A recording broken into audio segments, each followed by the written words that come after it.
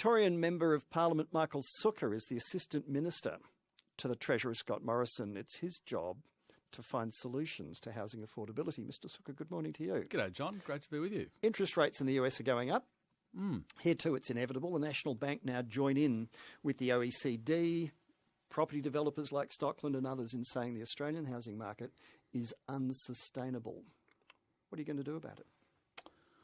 Well, John, the reality is we are in a very low interest rate environment, and we've had, as you know, 26 years of uninterrupted economic growth. And I think those two factors, of course, have led to a very strong housing market. As I've said consistently since I was appointed to this role, this isn't a problem that has crept up on us overnight. It's a problem that's really been growing for 2 decades. This is not normal, though. You can't for a minute say this is just inevitable and a normal consequence of economic growth. Sydney and Melbourne's house prices went up between 15 and 20% in 1 year. That's not normal. And that's exactly why I've been appointed to this role, John, and exactly why we're bringing down a housing affordability package in the budget, because we recognise that everybody should have an opportunity to buy a home. It's indeed something that's been part of the fabric of our society. I've always said that the measure of how affordable it is to purchase a home really is a function of wages growth versus house price growth, and house price growth has outstripped wages growth, not just in the last few years, but for many, many years. So, again, we have to, in some respects, manage expectations here, because there's no silver bullet solutions to this problem. We're not going to wake up the day after the budget and have a complete solution. But what we need to do is set in place a range of systemic changes that set us on a trajectory that ultimately bridge the gap between wages growth and house price growth. You can't look at housing affordability on its own, can you? It's really just the symptom of a deeper disease.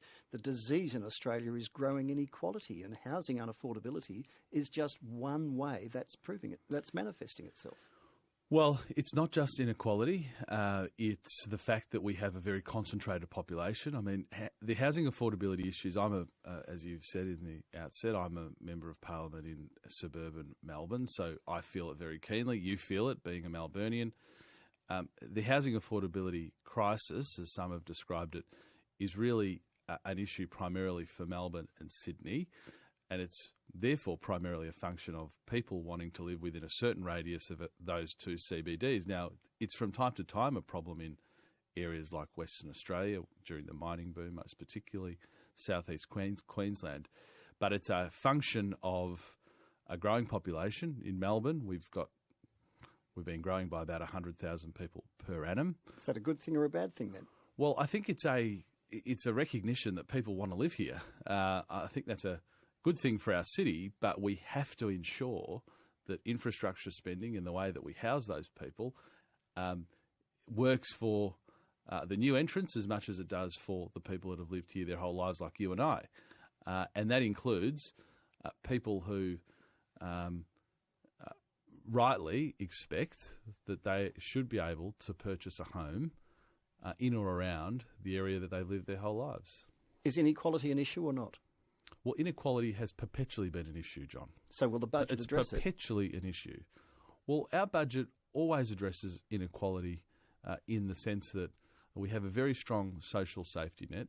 As far as the housing package goes, I can tell you right now, we are consulting and working very closely with not-for-profits, community housing providers, and indeed the states, who provide a lot of public housing for people who are at the acute end of housing stress, those who are relying on public housing or social housing.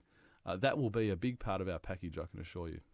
In fact, sometimes budgets have contributed to creating more and deeper inequality. Are you saying this budget is going to try and turn that around? Well, the federal government spends about $6 billion per annum between the National Affordability Housing Agreement and rental assistance. It's nearly $6 billion on those who are the most acutely stressed and those who really struggle to even put a roof over their head. Now, what we're looking to do is ensure that that money gets real results because, for example, under the National Affordable Housing Agreement, which is we've spent about $9 billion since 2009 on that agreement, has seen public housing and social housing stock decrease Yeah. at the same time. So what we need to do is be using that money to leverage investment from the states. Again, it's very frustrating for people when any tier of government refers to another. But in a sense, we've been treated a bit like an ATM. We spit out the money, and the states are responsible for spending it, and we haven't seen the additional dwellings hit the ground that really you'd expect to see with a $9 billion spend from government. So our investment will be as big, if not bigger, than it's been before, but we want to be more innovative and a bit smarter about how we do it. Some of your colleagues have an enthusiasm for allowing, in particular, younger Australians to dip into their superannuation to gather a deposit for their first home. Do you share that enthusiasm? Well, John, I'll resist getting into specifics other than to say for first home buyers, we are acutely aware that pulling the deposit together is this most significant issue. And I'll give you the example that I heard. You're not telling us anything we don't know. On the week. Well, super in particular.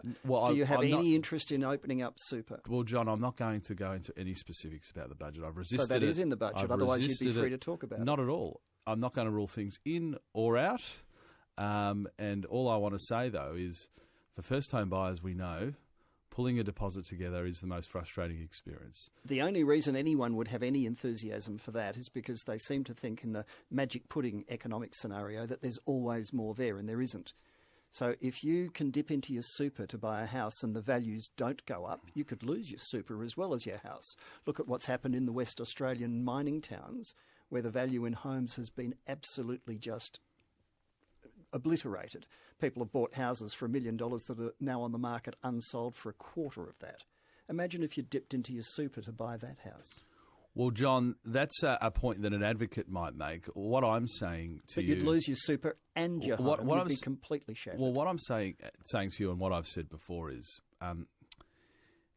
this systemic issue with our housing affordability crisis is really the fact that supply has been unable to keep up with demand. So, admittedly, in Melbourne, with 100,000 new citizens per annum, that demand has been quite extraordinary. What we won't do in the budget is just lazily pump more liquidity into the market. So if there is anything contained in the budget that could be described as a demand-side measure, what we won't do is just pump more money into the housing market, because we know that just pushes up prices. And the example in the past has been first homeowners grants. Now, well-intentioned though they were, in a sense, those grants should have almost just been paid straight to the property developers, because for each dollar that was provided in a first homeowner grant, it basically ended up in the pocket of the developers, because you push more money into the residential housing market, it pushed up housing prices by about the same amount. So anything we do on the demand side, anything at all, I can assure you will be finely calibrated to make sure we're not just lazily pumping more money in, because it's a self-defeating exercise, as you rightly point out, that if all you do is enable people to spend more and more money on a house, they will, and the people that ultimately benefit are the property developers and others who are selling homes. Why not bite the bullet and accept that we have at the moment in Australia a ridiculously artificial, distorted property market, which has been created by government interventions over many, many years, governments of all kinds in the past.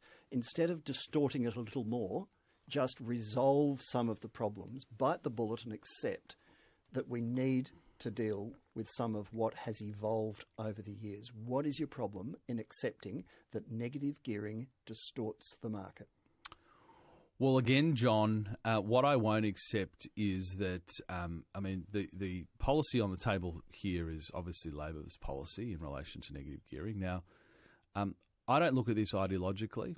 We saw the Keating government try to remove negative gearing in the 80s. It was an abject disaster, which is why after 18 months it was a panic. It was an abject disaster, John, which is why... Well, no one knows. It never happened. Well, it may have, John, not been a disaster. I can assure you, Paul Keating didn't humiliatingly make the change because it was a great success. No, it was tabloid-generated panic that panicked the government into abandoning it before it even happened. Well, I suspect, because I've listened to you for many years, John, I suspect you're someone who admires Treasurer Keating, as he then was in the mid-'80s. I admire anybody who gets things done, Mr. Sukkar. And we know for a fact John that didn't Howard work. got things done. Peter Costello got things done. I admire all of them. But what we know on Labor's negative gearing policy, John, is it does three things. There's a trifecta of consequences effectively from this policy. It makes it harder for first home buyers to purchase the types of properties that they have historically purchased. So Labor's policy quarantines negative gearing for new homes. So that means every new estate, every new development, every new apartment block will be the haven of investors. Every investor will flock straight to those projects. So first home buyers will not get a look in because it will be the only area that they can get tax benefits. Secondly, we know for a fact, the Henry Tax Review has said this, we know it pushes up rents drastically because you reduce private investment into the housing market, you push up rents. Now, that's not only terrible for those who are renting, and let's not forget, John, 30% of people rent, and they are always the forgotten ones in these arguments. We've gone in circles. Finally, we started talking inequality. Now we're talking about negative gearing. Australia is the only country in the world where the government helps you more to buy a second or third or fourth house than it does to help you get your first. It's the only country in the world that's back to front. How can we possibly sustain that? Well, the Henry Tax Review looked into this, and let's remember, John, the Henry Tax Review wasn't commissioned by a Liberal government. It was commissioned by the Rudd government. And what it clearly said is it encourages private investment in the housing market. And when you encourage private investment in the housing market, as you don't see in some other jurisdictions, as you rightly point out, you see lower rents and you see a greater availability of rental stock. And that's important for that 30%, that cohort of people who are often the forgotten ones, because, of course, I'm focused on private individuals trying to purchase a home. I'm also focused on people at the more acute end of the housing scale who have homelessness issues or in community housing. But the people that are often forgotten are the renters. Now, John, I can tell you right now, you adopt Labor Party's policy, renters will pay more, and we know a step to home ownership for most people is that they rent. Now, if their rent's up, it's a lot longer for them to save a deposit, and it makes it even harder for them to eventually get into a home. Everyone who's renting, who buys a home, vacates a rental property that's then available for someone else. There's different economic models. They're all agreeing and disagreeing on different points. Everyone agrees that rents go up, John, under that I'm not going to try and proposal. unravel that one now. But what we are seeing is that governments, in particular conservative governments, coalition governments, say for years and years and years, leave it to the market, leave it to the market, leave it to the market. But Malcolm Turnbull in the last couple of days has shown that he's suddenly got an appetite for intervening in markets, particularly the energy markets now. Why don't you intervene in the housing market? Well, John, I think you'll see... Well, firstly, we do intervene in the housing market. As I said, we spend $6 billion a year. States and territories spend a hell of a lot of money as well. And this package, you will see a number of changes initiated by the federal government, a number of which will require cooperation with the states. I don't come to this with an ideological position. I come to this with a position of solving a problem. Now, if that requires further government intervention, so be it. So we'll see caps on negative gearing, caps on either how many properties you can negatively gear or how much you can deduct or whatever it might be? I didn't say that, John. What I said is the package itself, in a generic sense, to the extent that it needs to impose further government intervention, not just on tax but on anything, if it's going to help solve the problem, we will do it. But something like 2/3 of the members of Parliament have negatively geared properties. Aren't you all totally riddled with conflicts of interest? Well, millions of Australians own investment properties. Not all of them are negatively geared. Many of them are positively geared, John, and they pay a lot of tax as well. And I think for most people, let's remember, 70% of people who own an investment property are on average wages. The example that's thrown out, I mean, when your listeners do their tax returns, you sort of tick the box to say what occupation you are. We've got pretty good statistics here. The three biggest groups that own investment properties are teachers, nurses and police officers. They're the three biggest group that own investment properties. We're not talking about people who own 8 or 9 or 10 properties. We're talking about people who might own one unit, a 2-bedroom unit that's an investment in their own future. Now, they are making an investment in the private residential housing market, and every economist, I think, agrees that the more private investment you have into to the residential housing market, the lower rents. But without the bank of mum and dad, it's almost impossible for young couples to buy a house. agree? Do you accept that as a starting proposition? It's extraordinarily difficult in Sydney and Melbourne, yes, to buy a house.